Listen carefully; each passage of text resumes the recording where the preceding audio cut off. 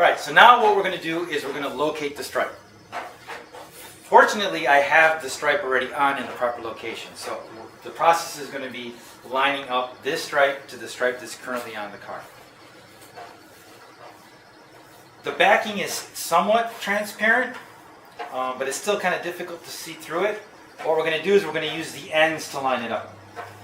Because I can look down this line, my line of sight will be down this leading edge, and I can line the two ends, and then we'll line up the back end of the stripe to where it ends on the fender, and then we'll use as much as we can the visibility through the semi-transparent backing. And again, trying to be accurate as possible. Fortunately, I have Steve here who's helping me film, so he will be an assistant. So it's better if you have two people. The first time I did it myself. You basically kind of hang it close, and then you kind of dial it in and work your way to get it lined up. So we're going to line up the stripe, we're going to hang it, and then we're going to put the gauges or the stops for the stripe up against the leading edge. I want to give a shout out to Performance Car Graphics in Florida who provided the stripes. If you ever have to stripe a car, I believe they make GM products as well as Ford. Their products are great. And he was very kind enough to send me just the fender stripe that I compromised. He didn't flinch an eye. He's like, we'll send you just the one stripe. He didn't force me to buy the whole striping kit. Great guy. Great product. They also make the instrument panel wood grain for the Rally Dash. Best one on the market. So Performance Car Graphics if you guys are looking for who to get a stripe from. So we're going to hang the stripe. Steve is going to help. Go to the back of the finger. Grab that end and get it close to where you want. So again, I'm going to look down the leading edge.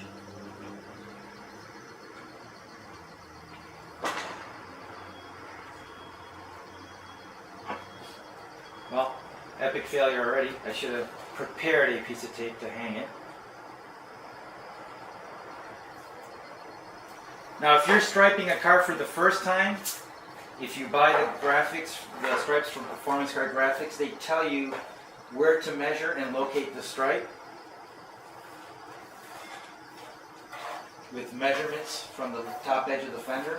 So that's a completely different process. Now, you got to make sure that you leave enough overhang to wrap around the fender, because there's a headlamp bezel here that interfaces with it, but you know, it's a 1971 Dodge, so you know the tolerances are awesome. So you have to put enough stripe over the leading edge so that it interfaces properly so that you don't see black or the body color. Steve, can you give me a little bit more stripe, please? There you go. A little bit less. So I'm asking Steve to push it forward and back so that I have enough overlap. Okay, so that looks really good. Again, this is the method to use if you have a stripe currently on the car.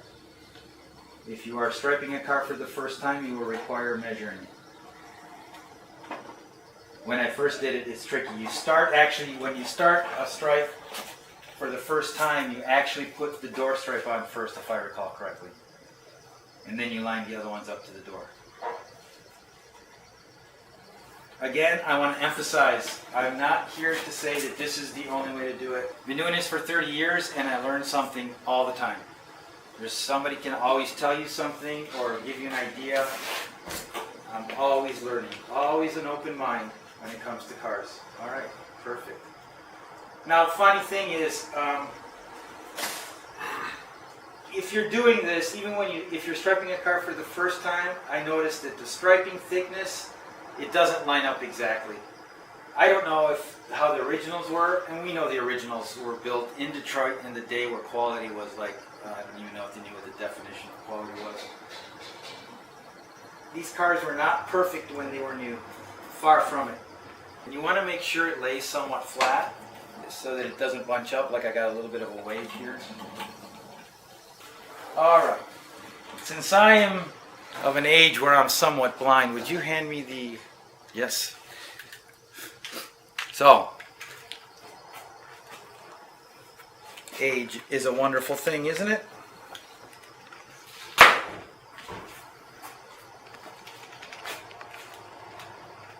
If you have great eyesight, you don't need these.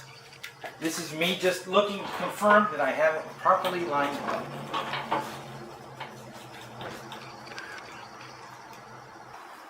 Okay, so the stripe is located exactly where we want it to be.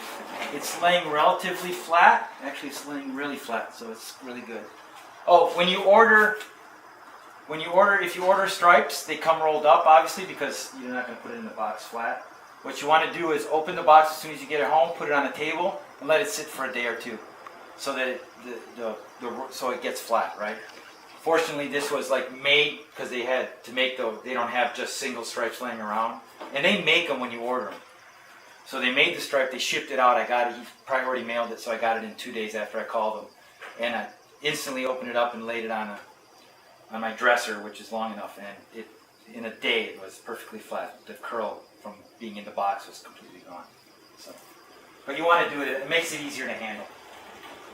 So now I have my gauges. I've created 6 of them. I don't know if I'm going to use 6 or 5, but I want to have as many or more than I need.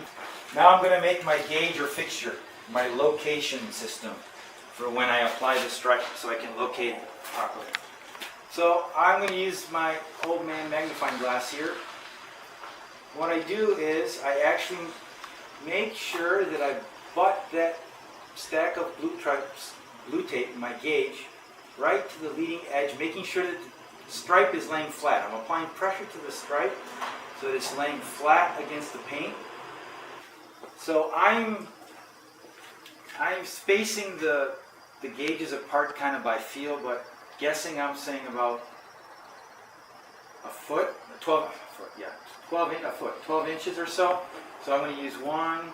So I got one, not right at the end, close to the end. 1, 2, 3, 4, 5, 6. So I'll probably be using all 6. Again, make sure that when you apply the gauge, that you don't have to slide the stripe up or down to be lined up or pushing up against your straight edge. That's the key. And don't rush this, take your time. If you think it's a little bit off, err on the side of caution, peel it back off. I'm assuming your car is painted or freshly painted, or the paint is in great shape when you're doing this, so the tape is going to come off very easy, and you won't compromise the tape. Again, be patient, be accurate, because once the old stripe is off the car, you're going to be measuring. Okay, so we've applied our fixtures, our gauge, our locators for the stripe, but keep in mind the only thing it's currently doing right now is locating it properly up and down. We also have to control fore aft or front to rear.